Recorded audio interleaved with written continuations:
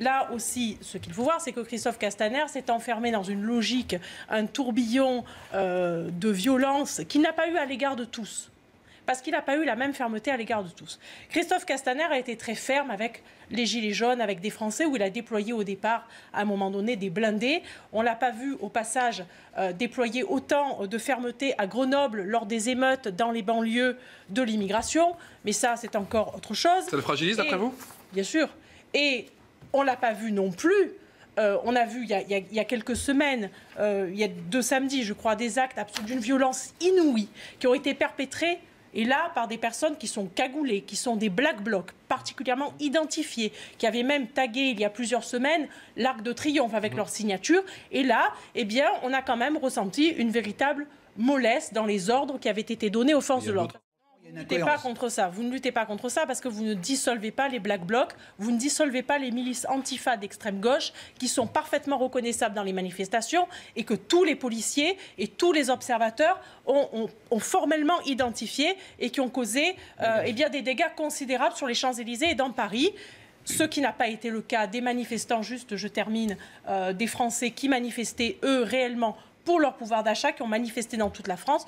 Or, aller faire une loi, j'allais dire, répressive au moment où des Français manifestent, eh bien, je crois que oui, Christophe Castaner, oui, c'est un camouflet. Et personnellement, je m'en réjouis. Les forces de l'ordre, elles ont des ordres. Celui qui leur donne des ordres, c'est le ministre de l'Intérieur, en l'occurrence Christophe Castaner, qui, manifestement, a donné des ordres qui n'ont pas toujours été égaux de samedi en samedi. On peut dire que c'est un échec. Si les Gilets jaunes aujourd'hui sont dans la rue, c'est de la faute du gouvernement, c'est de la faute d'Emmanuel Macron, c'est de la faute de votre gouvernement et de décennies d'ailleurs, pas exclure non plus de décennies de gouvernements de droite, socialistes, qui n'ont jamais fait quoi que ce soit pour les Français. Les Français aujourd'hui, ils en ont marre. Alors je suis pour l'ordre, je suis pour la police et je ne suis absolument pas pour les casseurs. Et je vous ai dit que les casseurs, ils sont, je regrette, vous pouvez le regarder sur les images.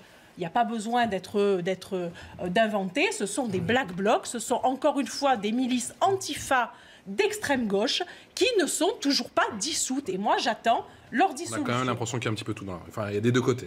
Il y en a... À gauche et à droite. Il y a quand même une très grande majorité. C'est signé. Ouais. Les tags, la dégradation de la flamme du soldat inconnu. On a déjà vu des personnes d'extrême gauche faire des tags. Moi, j'ai pas vu des personnes d'extrême droite faire ça. J'ai vu des tags de personnes d'extrême gauche.